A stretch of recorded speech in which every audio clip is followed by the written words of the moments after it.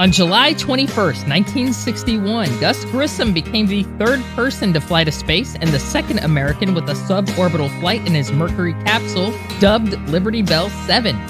This week, we're going to celebrate the 60th anniversary of that flight by taking a deeper dive into the history of that flight. And to do this, we're joined by Jim Remar, the president and CEO of the Cosmophere Museum in Hutchinson, Kansas, who played a special role in the recovery and restoration of the Liberty Bell capsule after it was lost to the bottom of the sea. Please get in touch with your thoughts about this mission. We're at Space and Things 1 on Twitter and at Space and Things Podcast on Instagram and Facebook.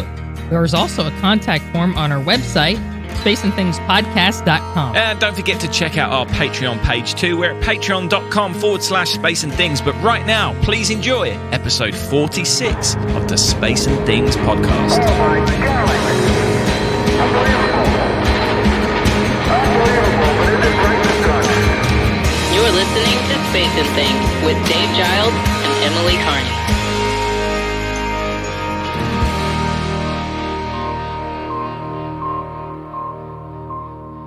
I'm Emily Carney. And I'm Dave Giles, and welcome to episode 46. Hey, Emily, just a couple of things before we get started. Number one, you posted a photo this week, which really made me smile. It was a year ago this week that we did our pilot episode for the podcast. Yes, it was. I was surprised because I was like, it doesn't seem like that long ago, No. but it really was. We were working on this a year ago, and I'm a little shocked at how much we've done in just a year. I mean, we've interviewed some amazing guests, including our guest today. So we've done a lot, and I'm very proud of the work we've done. So here's to more years. Yeah, absolutely. Absolutely. But obviously, we're not going to rush through this, but I don't want to dwell on things for too long today, Emily, because you're off to Space Fest in the morning, and I know you need a good night's sleep. Yes, I leave tomorrow morning around 8 a.m. Here, and I get to Tucson at about noonish their time because they're on a 3-hour difference. But I really can't wait to see everybody there. It's people that, not just me, but none of us have seen each other since this COVID happened. I'm just so freaking excited. I can't hardly contain myself. Just going in an airplane and getting a little can of Coke in the airplane will be like, oh, this is like freedom, you know? So it'll be fun. And I do have the panel that I'm moderating on Friday and the talk on Saturday morning. So I'm ready. I'm I'm already packed. Everything's ready to go. So, yep. I can't wait to see all the photos and hear all the stories because I'm going to be living this vicariously through you. Yeah, and I promise for our listeners, I will be taking a lot of photos and trying to document it as well as I can. It'll be awesome, so I'm really looking forward to it. From the moment you came on tonight, you had a smile on your face that was bigger than normal. I could tell you were excited. At work today, they were like, are you even like focusing? And I'm like, yeah, but this sounds so dumb. My face hurts. And later this afternoon, I was like, why does my face hurt so bad? Like, I was like, do I need like a Coke or like caffeine or something like that? Like, you know, because I get headaches sometimes. And then I was like, it's because I've been smiling. The muscles in my face started to hurt. I'm dead serious. I hear you. So I'm really looking forward to it. Anyway, yeah, so with that in mind, let's get on with the show so you can get some sleep. Let's crack on. Yes, let's do that. As the Englishman said. Yes. Okay, relax, everything's okay.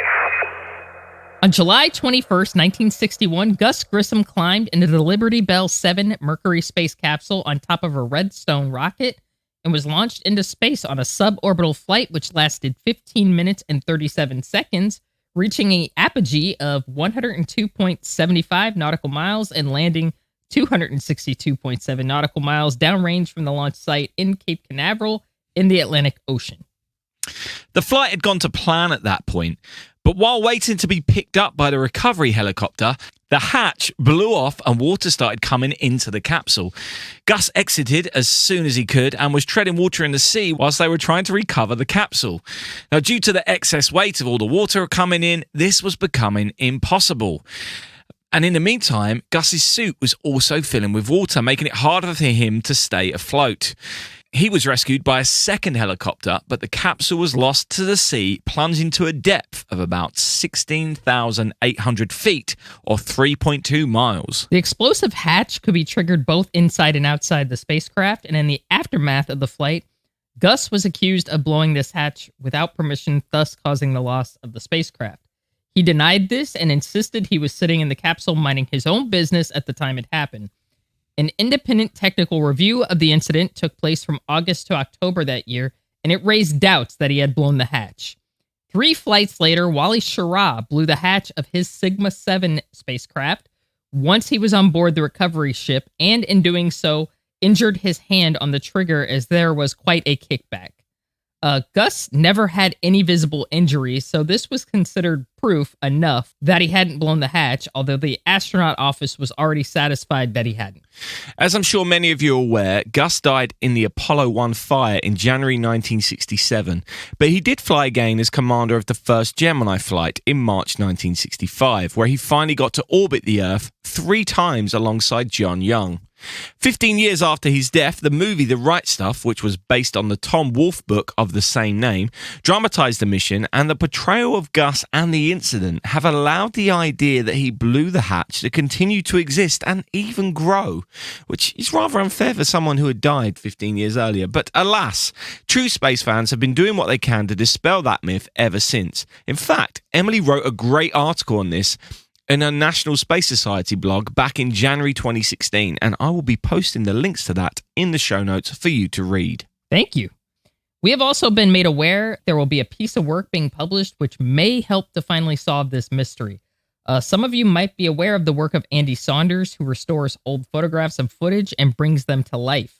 These recently have been picked up by major news outlets around the anniversaries of various flights. For example, he recently posted analysis of how far Alan Shepard's golf balls landed on the moon during the Apollo 14 moon landing. His work is wonderful, and you all should follow him on Twitter at @AndySaunders_1. Anyway, he has a book coming out next year called Apollo Remastered, which is available for pre-order in the UK and US. You can check the show notes for that. And Dave was talking to him about coming on the podcast to talk about that when he was told of this new development.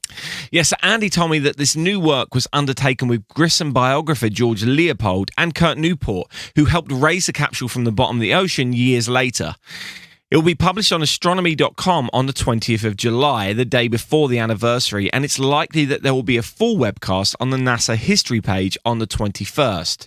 He thinks that they've got a full plausible scenario as to what happened, and the work has been peer-reviewed by Dr. Robert Voas, a Mercury trainer, and Dean Purdy, who helped design the capsule. So keep your eyes peeled for that on Andy's Twitter page, and we'll be sharing that on our social media pages as well. So, as Dave just suggested, Liberty Bell 7 did eventually get raised from the ocean floor on July 20th, 1999, by a team led by Kurt Newport and financed by the Discovery Channel. It was taken to the Cosmosphere in Kansas to be restored. Since then, the spacecraft has been on a number of tours, but currently resides back at the Cosmosphere. So I was fortunate enough to have a private viewing experience of Liberty Bell 7 back in July 2019 when it was in the Restoration Centre of the Cosmosphere, which is known as SpaceWorks. And today we are joined by the CEO and President of the Cosmosphere, Jim Remar, to talk more about the recovery and restoration of that craft. Roger, this is Liberty Bell 7. The clock is operating. Loud and clear, Jose. Don't cry too much. Okie doke. Welcome, Jim Remar. Thank you so much for joining us today to talk about Liberty Bell 7. Before we get started with that, can you just briefly introduce yourself and let us know how you ended up at the Cosmosphere and, Sure. and give us a little summary about the museum and SpaceWorks? Yeah, absolutely. So Jim Remar, President and CEO of the Cosmosphere. I grew up here in Hutchinson, actually moved away, went to school, actually had my first job in a museum in Mifflinburg, Pennsylvania, at an old buggy factory of all places. Wow. So I had the opportunity to come back to work at the Cosmosphere in 2000. I skipped a few modes of transportation, went from horse-drawn vehicles to rockets. And so I was here, been here over 17 and a half years.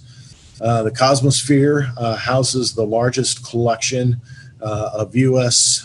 Space exploration artifacts outside of the Smithsonian, and the largest collection of the former Soviet artifacts outside of Moscow. And so we're really the only museum in the world that tells the definitive story of the space race from both sides. Also have an incredible education department with robust STEM education offerings. And then a division of the Cosmosphere known as SpaceWorks is the fabrication, replication, and restoration branch. They have done restoration work for groups all over the country, exhibitry for groups all over the world. They restored Liberty Bell 7. They did the restoration work of Apollo 13. They built most of the set props and hardware for the movie Apollo 13. Did the F1 conservation for Bezos expeditions. A phenomenal group of technicians that really does marvelous work as far as preserving the artifacts that we all know, but also creating exhibits to tell the story of space exploration. So how did the Cosmosphere end up being involved with the restoration of Liberty Bell 7, and were you involved with the recovery? So that's a great question. The Cosmosphere began its efforts back in the 80s. So at the time, all the flown Mercury spacecraft were on display at various museums throughout the country. The Cosmosphere wanted a flown Mercury, and really the only one that was available was Liberty Bell 7. Unfortunately, Liberty Bell was resting 16,000 feet below the surface of the Atlantic Ocean. So the Cosmosphere, working with Kurt Newport, who's a deep sea salvage expert, began doing research about potentially where Liberty Bell would be located. They studied the wind, the waves, really everything to try and figure out where it was located. And so it was the Cosmosphere that continued to pursue and persist. And fortunately, by the late 90s, 99, the Discovery Channel stepped forward with funding. And so the Discovery Channel funded Oceaneering, Kurt Newport, and the Cosmosphere then utilized those years of research to finally go out and set afoot to recover the spacecraft. Unfortunately, I arrived right before the spacecraft went on a national tour. So I got to touch it before it left, but was not involved in the restoration. Well, I'm sure you have heard all the stories since, though. So what were the challenges with that restoration? What condition was the capsule in, and did you have to replace any parts for display purposes? Yeah, that's a great question. The capsule sank in 61, so it resided on the bottom of the Atlantic for 38 years. Unfortunately, the capsule was in pretty poor condition when they were able to locate it. There's a lot of electricity generated at those depths. Fortunately, the beryllium heat shield was the sacrificial lamb. It acted like an anode battery.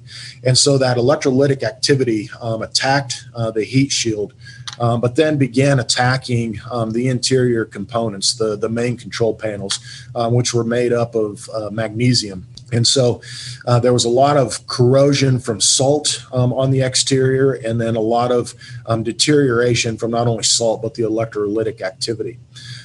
When they brought her up, she was in pretty rough shape. And so the restoration was going to present significant challenges. First, what we had to do was really rid the craft of the salt. So for a period of about a month, she was continually flushed with water to try and get that salt out. Then literally every single component was taken apart.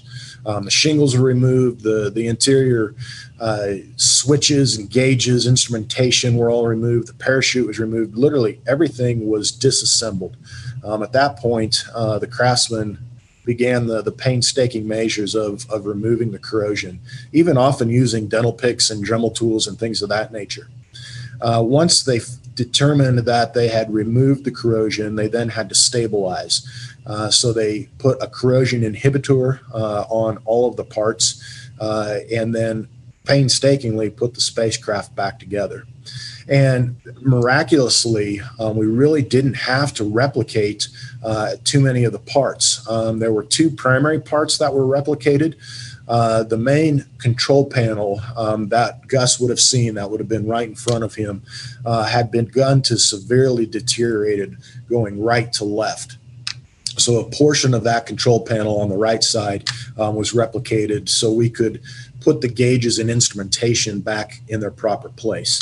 And then the joystick, Gus's joystick, was also replicated.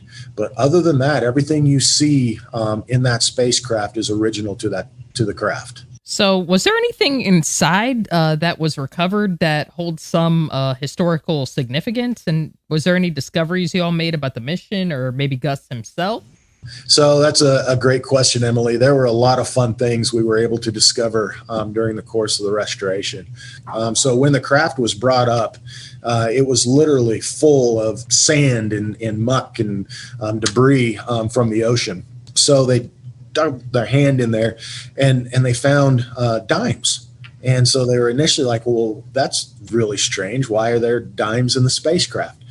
So as they began to clean the interior, they found a lot of souvenirs. There were 52 Mercury head dimes that Gus had taken with him.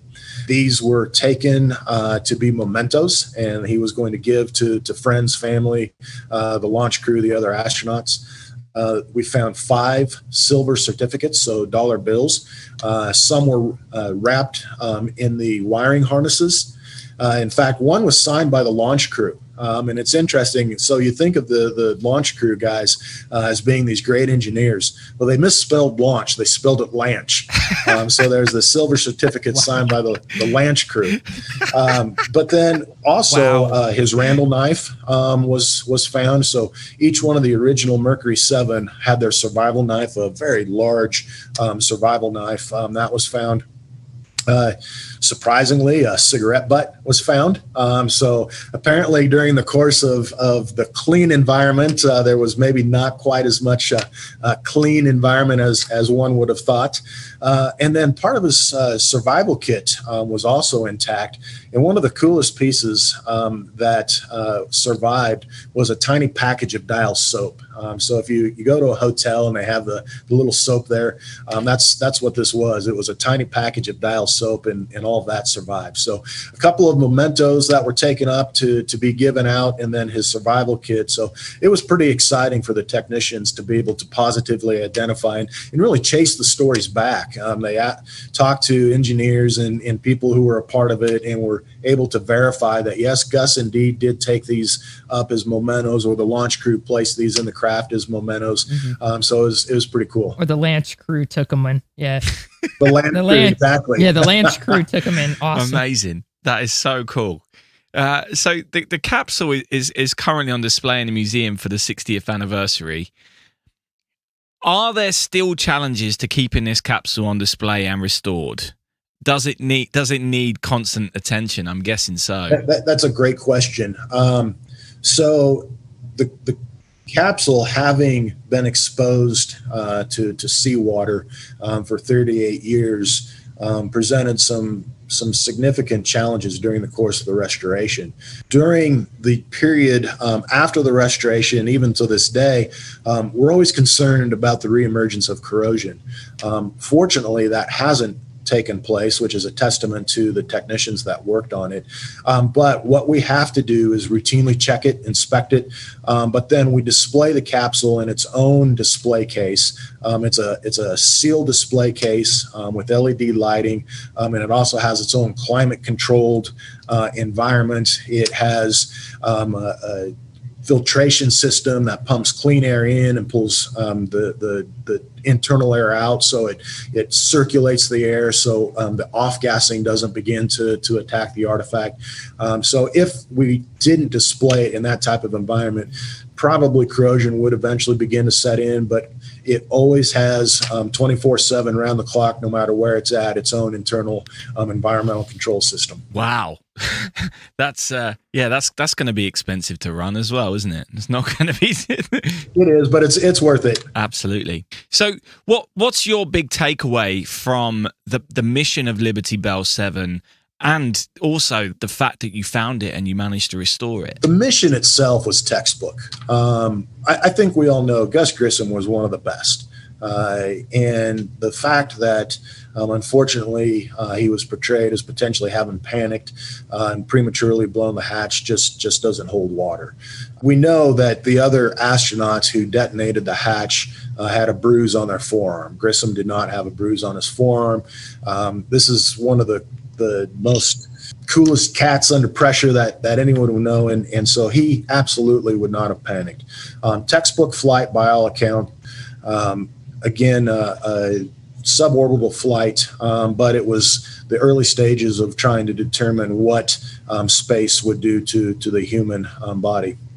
Interesting. It's kind of fun to watch what's going on today with Sir Richard Branson on Sunday, and then Jeff Bezos and Blue Origin coming up next week, because they're basically replicating what Alan Shepard and Gus Grissom did in those initial flights. And so it's kind of fun to see that go full circle.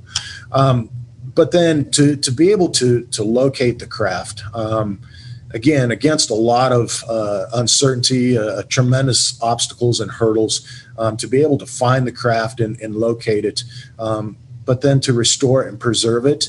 To me, it's hopefully going to serve as inspiration to the future. Here's where we were. Here's where we're going. Here's a testament to history. And we're honored to be able to have preserved it, to be able to have restored it and share it with the public for future generations. Awesome. I'm glad you brought up the hatch blowing incident, because that, for me, as a space writer, that is one of the most annoying myths to hear about. I hate it. I do too. And unfortunately, the crew, had they had more time, they were going to search for the hatch. They had found the spacecraft in April, and then during the course of bringing it up, the seas were rough and the tether to the ROV was severed. And so they had to go back to port, had a new ROV constructed, and then went back and recovered the craft. Because they lost that time, they were never able to recover the hatch. So the hatch still resides at the bottom of the ocean as a mystery, but I think we all know that Gus would not have panicked in that situation. Absolutely. So let's say, hypothetically, let's say Gus Grissom had survived 1967. Let's say Apollo 1 hadn't happened or something like that. Hypothetically, what do you think Gus Grissom's career may have looked like had he survived? Yeah, great question, Emily. I don't have anything to substantiate or document this, but I firmly believe had Gus survived, he would have been the commander on Apollo 11 and the first person to touch foot on the moon. His career path was on that trajectory, even though he overcame the Liberty Bell incident. He was chosen to be the commander of the first Gemini mission. He was chosen to be the commander of the first Apollo mission. His colleagues and peers viewed him as one of the best. And so it's very likely that he would have been the first person to set foot on the moon, which, as we all know, would have sent his star power and career path into a different trajectory or orbit, pun intended. All right. That's awesome. So the Cosmosphere is rightfully considered as being one of the great air and space museums with so many wonderful artifacts, including the Apollo 13 command module and the Gemini 10 capsule. I'm guessing it's probably been really difficult for you guys over the last year, given the remote location of the museum. You know, is it a constant struggle to keep the museum going normally? And how have you all managed in the last year and a half or so with this pandemic going on? Well, so we're located in Hutchinson, Kansas. Great community, but a population of 40,000. We're not near a major metropolitan area. Quite honestly, a museum of this caliber probably isn't in a community of 40,000 people. Regardless of how much capital we invest into the facility, we're only going to draw a finite number of people because of our location. So generally, year in and year out, it is challenging. We have one of the finest collections of artifacts in the world, and it's a challenge at times to get people here to see those. COVID in 2020 and in the first part of 21 threw us a huge curveball. So you take a already challenging situation and you introduce a global pandemic to it, and it really creates some problems. I've got a great staff here, though. And we adapted quickly. We began to offer virtual programming, much like what we're doing here. We worked very hard and deliberately to ensure that we could continue to provide the experiences allowed by local mandates and state mandates, and just slowly and methodically continue to work to get back to where we were. We learned something, though. In my opinion, opportunity can come out of crisis, and we realized that there's a need for this type of programming. And so we began to develop different virtual and digital programming, and actually are getting ready to launch what we call our Launch Next virtual platform that will allow us to share the museum with people all over the country. More importantly, it will allow us to introduce STEM education virtually to schools, not only here in the state, but nationally and globally. So we've really begun to develop a business out of that. And maybe if the pandemic hadn't happened, we wouldn't be in that position. So, and fortunately, we were able to get COVID relief funds that help sustain the operation. And I will tell you, we are having a phenomenal summer. We had the best June in the last 5 or 6 years, and on our track to have the best July in the last 5 or 6 years. So while the pandemic hurt, and we were down for a bit, we weren't out. And quite honestly, we're probably better than we were prior to the pandemic. Do you think some of that is because of all the activity that's going on in space in the world at the moment? There's so much activity. Absolutely. For us, anytime space is in the media, that's great for us. And we're able to capitalize on it. Let's be honest, space is cool again. People are into space. I saw you wearing a NASA shirt, Emily. You walk down the street and you go to various places and cities, and people are wearing NASA gear. When's the last time we saw that? People are talking about space. It's in the media. So absolutely, it's where we're at today, in my opinion, is similar to where we were at when Gus Grissom and Alan Shepard and Yuri Gagarin went up in the early 60s. We're right back there, and we're on the cusp, I think, of some great things. And so it's exciting again, and we're trying to obviously educate and exhibit about that, but also capitalize on it and utilize the current buzz to get people here to the Cosmosphere to learn about the past, the present, and the future of space exploration. Fantastic. And obviously, as you said, Spaceworks is another division of the Cosmosphere, which is based on the other side of town. Town's not that big, but it's the other side of town and undertakes the restoration work, as you explained earlier. Has that work been able to carry on over the last year and a half? You know, it has. We didn't do a lot in 20, but fortunately in 21, we've been able to do some projects, done some work for the National Air and Space Museum. There's a museum just south of here in Wichita. It's DOC, the B-29, one of only 2 operational and flying B-29s in existence. We've done some exhibitory work for them. The team's getting ready to travel to Sao Paulo, Brazil, to do some work for a traveling exhibit down there. We're getting ready to do some of our own work. In August, we're going to redo our Redstone, Sputnik, and Kennedy Theater galleries. So our team will be working in that. And then there's some promising opportunities on the horizon for 22. So while 20 dealt a blow to Spaceworks and we had to lay some of the Spaceworks team off, 21 came back, and then we see getting back to a high level in 22. Fantastic. So what is your favorite artifact in the museum, or at the museum, or in the vault? Yep. Great question. My favorite artifact is the White Room, the Apollo era White Room. So for those who are familiar with the Saturn V, the Apollo launch vehicle was taken out on a launch umbilical tower on top of a crawler. There were 3 of these launch umbilical towers. The astronauts would then ride an elevator up, walk the gantry, and come into what is called the White Room. The White Room was where the command module was mated. The astronauts would do their final suit checks, say their goodbyes, and then they were inserted into the spacecraft. So we have one of 3 white rooms. And for me, just to stand in that room and to think about what was going on, the emotions that played out is awe-inspiring. So that's absolutely my favorite artifact in the museum. Do you know what missions it was used for? No, we don't. So unfortunately, there's 3 white rooms. One's on display at Kennedy. We have one, and then I can't remember if the other one's at Johnson Space. I think it's at Johnson Space Center. Unfortunately, the archival documentation doesn't exist, and so none of us are able to determine which of the missions came through. We know a third of them did, but we don't know which ones. Well, it's an amazing artifact. I loved seeing it when I was there. Anyway, talking of artifacts, if you could take one artifact from another museum to display at the Cosmosphere, what would it be?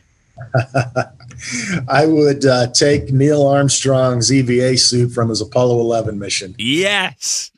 Oh, it's a beautiful artifact. It's displayed so well. I would love to have a flown lunar EVA suit on display here. Unfortunately, I don't think that'll ever happen. Yeah, there's only 5 of the 12 on display, but they're a nightmare to preserve, apparently, and they all need a lot of restoration. So it'll be interesting to see if the developments with what they did with Neil's suit for the 50th anniversary, whether they'll be able to do the rest of them, and maybe then they'll be able to get let out. Anyway, you do have Jim Lovell's Apollo 13 suit, though, don't you, that would have walked on the moon? We do. We have Jim Lovell's flown Apollo 13 suit here. And Ron Evans. Yep, Ron Evans flown Apollo 13, and then we also have Mike Collins flown Gemini 10 suit. Yeah, and that Ron Evans suit is, Apollo 17, deep space EVA. That's a pretty cool artifact. Exactly. That is cool. It's cool, and we have the full. We have his gloves and bubble helmet from that as well, and then we also have Wally Schirra's Mercury suit. Wow, and they look wonderful as well. Yeah, they're beautiful. Yeah, absolutely. So, finally, just to wrap up, what are you doing at the museum to celebrate the 60th of Liberty Bell 7? Obviously, you've got it on display, but have you got any events both in the flesh and any virtual stuff? You talked about obviously doing more stuff online. Yeah, so we're going to do Thursday. This Thursday, I'm going to give a presentation on Liberty Bell 7 for our regular coffee at the Cos. And this is the first time we're in person since COVID, so We're excited to be presenting in person. So that'll be live and streaming. And then next week, we're doing some presentations and programming during the anniversary. And then we're doing a joint program with NASA. So it's Mercury to Artemis. So we'll talk about Liberty Bell 7, and then they'll talk about Artemis. So a lot of fun and activities taking place this week and next, celebrating Liberty Bell 7. Excellent. Well, Jim, thank you so much for joining us and spending some time with us. We really appreciate it, and this has been super insightful, so thank you very much. thank you. This was awesome. Hey, my pleasure. Anytime.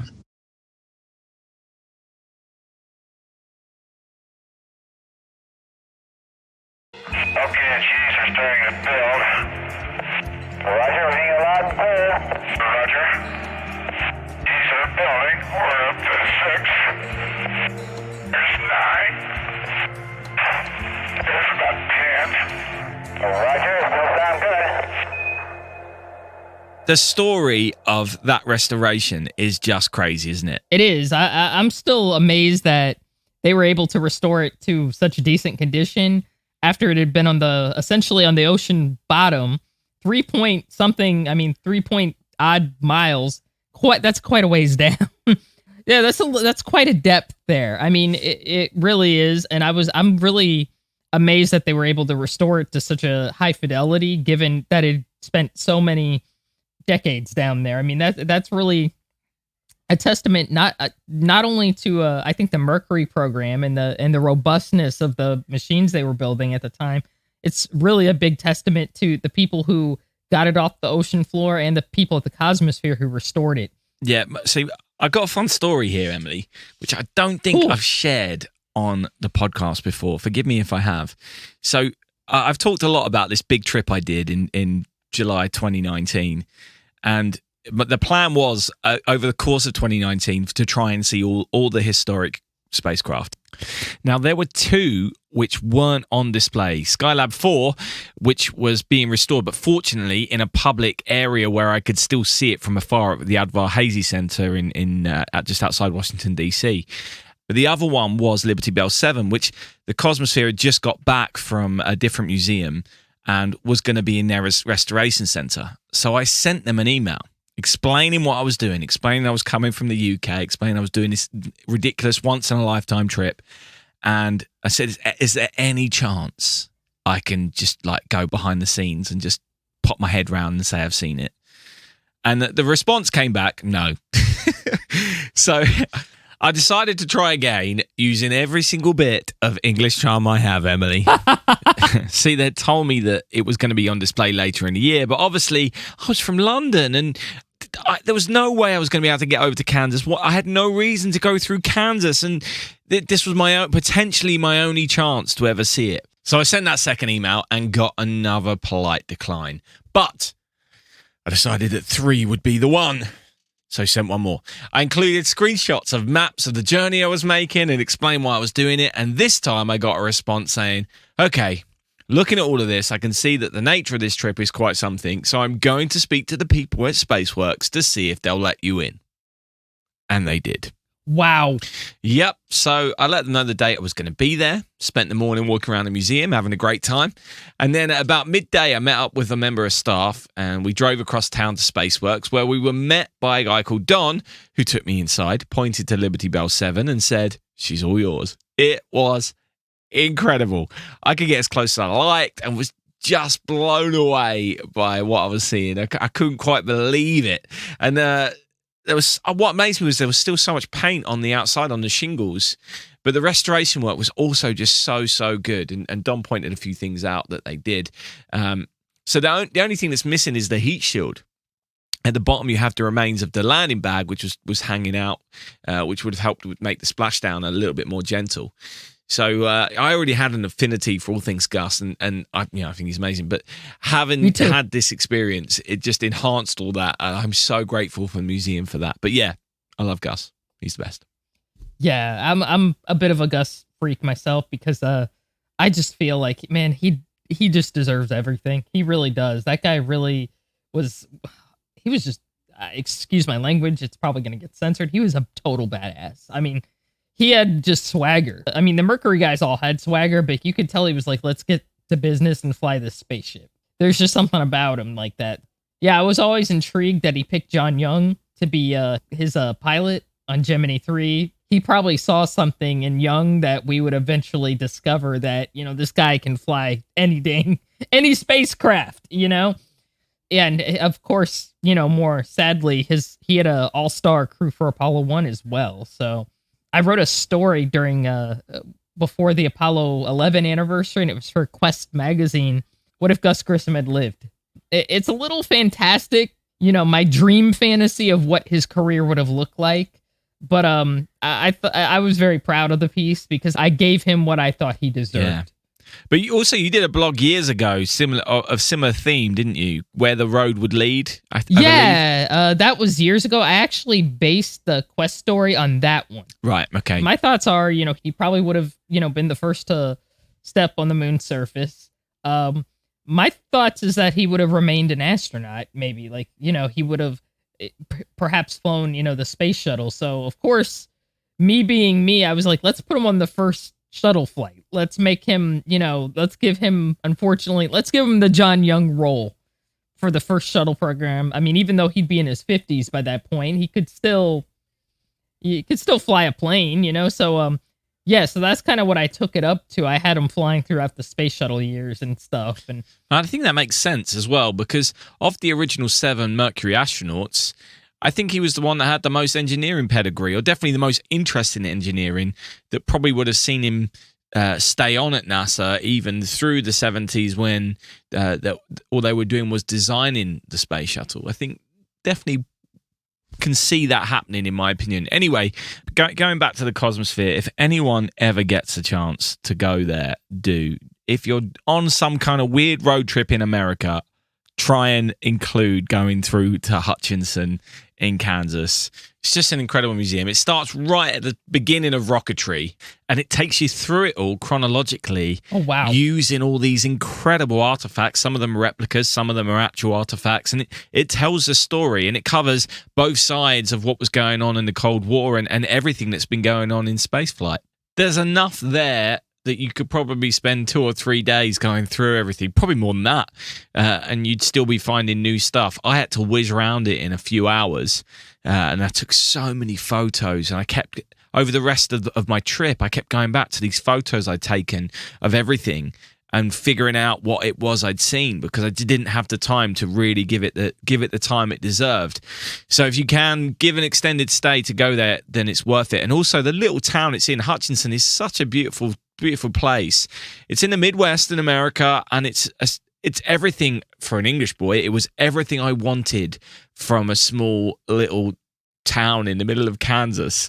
The architecture, the food, the people, everything. It was just wonderful. So if you can get there, please do. Yeah, I'm embarrassed to say I have not been there yet, and my experience with the Midwest is very, very, very limited. So my goal is hopefully in 2022 I can save up enough money and I can go get out there and have a trip and see the facility, because everyone has told me, you got to go to the Cosmosphere. You got to go to the Cosmosphere. And I'm like, yeah, I have to go to the Cosmosphere. So yeah, I get it. I get it. And I've been sort of slowly going, to different centers the last couple of years, and just sort of slowly, saving up my money and going to them and stuff like that. So I'm, my plan hopefully is to hit the Cosmosphere in 2022. So it'll be cool. Maybe later this year if I can save up enough money. Who knows? I got to go there. Yeah, you won't regret it either. And it's just really great that Jim gave up his time today to talk to us and tell us more about the restoration of Liberty Bell 7 and the other things the museum is doing. I still am blown away that they found all that stuff in the capsule as well. Soap. How does a small bar of soap, I know it's wrapped up, but how does that survive being in the ocean for 30 years? Absolutely blows my mind. So thanks to Jim for joining us. And in the show notes, I will put links to the museum so you can maybe check out what's on their store or any of their online events, which you may be able to watch or participate in. But check out the Cosmosphere. You're listening to the Space and Things podcast with Dave Giles and Emily Carney. Okay, since we last spoke, there have been 2 launches. In China, a Long March 6 rocket was launched on Friday, the 9th of July by the China Aerospace Science and Technology Corporation, placing a commercial remote sensing satellite into orbit. And I have no idea what that means. And the other launch, which you may have seen something about over the weekend, but probably not. No one was talking about it anywhere. Was the Virgin Galactic? Is that how you say it? Anyway, suborbital launch of their Spaceship 2 spaceplane. I didn't hear about this at all. The VSS Unity. This successfully took 6 people into space, including the founder of Virgin Galactic, Richard Branson, on the first fully crewed flight of the vehicle. We talked about this at length last week, so if you want to find out more about the mission and the history of the company, please check last week's show.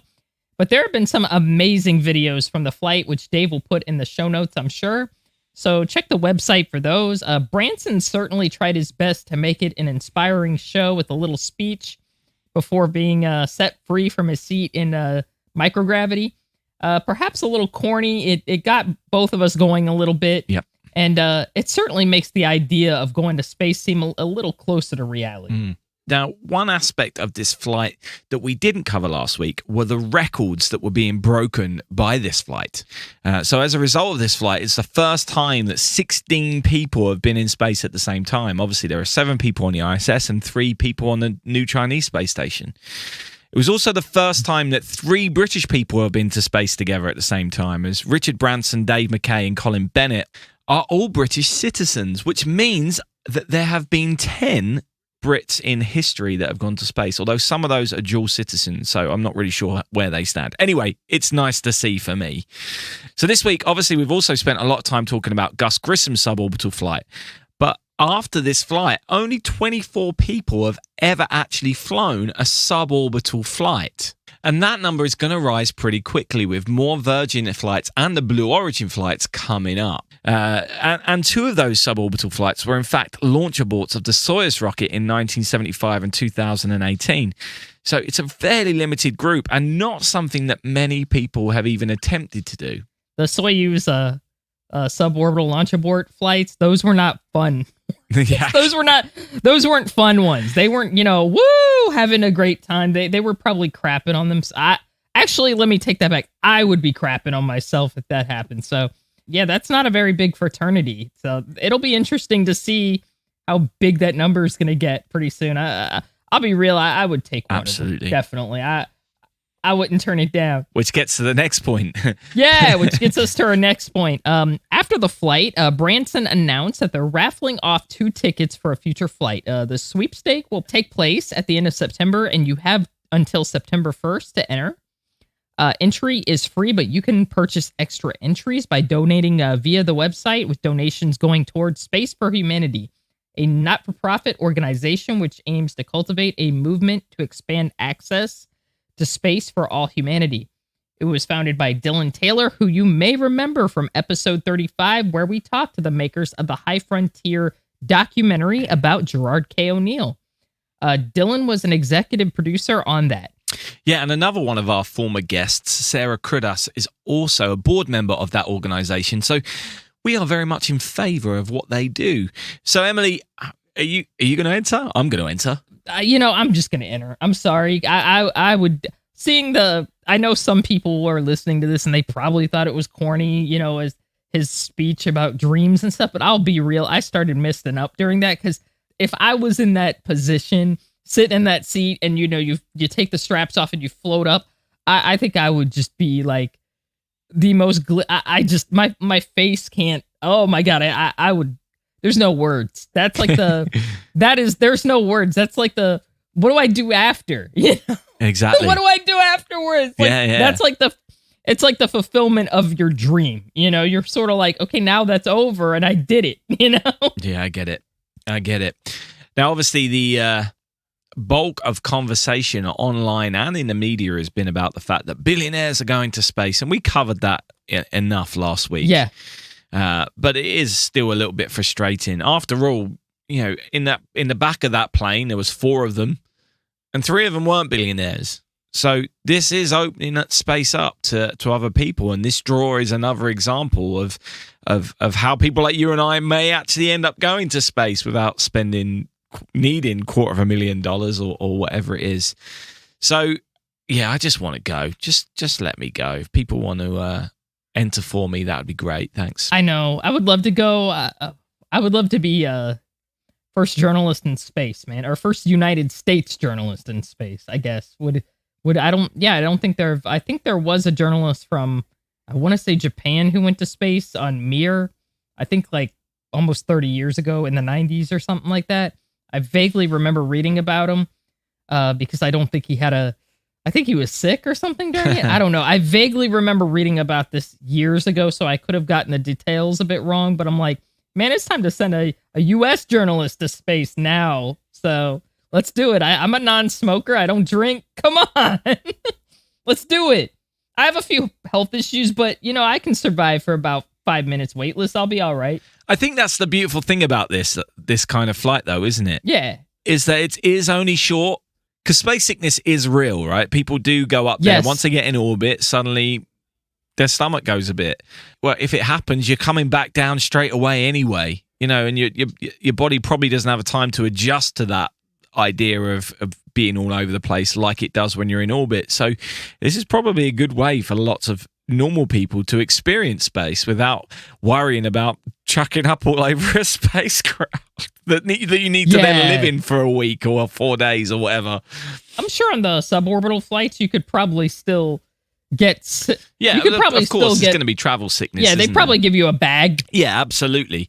But it's not like you're then going to have to live amongst all of that stuff. You're coming straight back down for it to be cleaned up. I've heard space sickness on like a space station isn't fun because usually it goes on for a couple days because your body, I'm going to get bleeped now.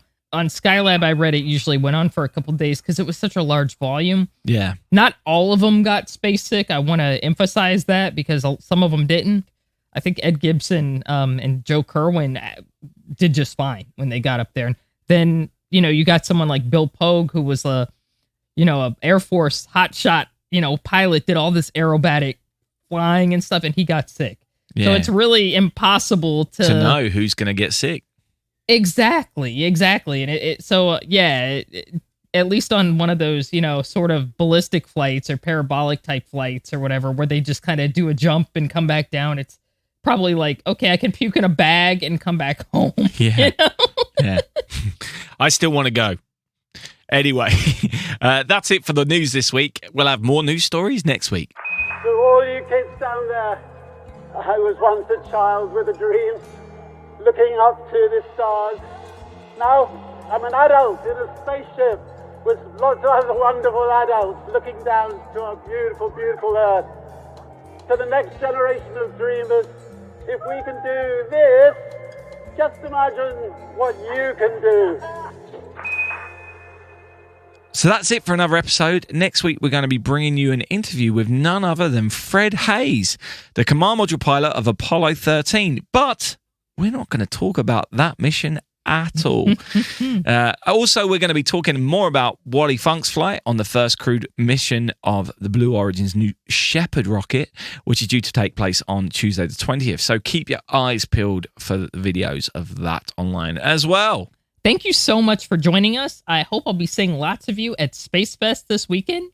If you see me, please say hello, and don't forget, in space, no one can hear you mean. Space and Things has been brought to you by And Things Productions.